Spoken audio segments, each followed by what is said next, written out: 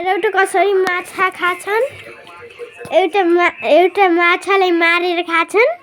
यसको इक्जाम चाहिँ यसले पढेको चाहिँ छैन बाबा कस्तो छ माछा मिठो छ माछालाई मारेर खानुभएछ नि पकाएर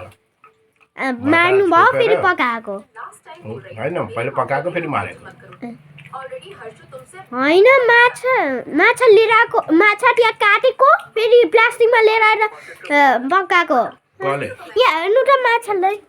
यो के हो माछाको यो के हो माछा के पेट ल बाबा मिठो छ दादाको इक्जाममा यही आउँछ कि माछा कता चाहिँ खाने हो ओए के हेरेछस् देखान यिनीहरूले माछा खाँदैछन् ल भाइ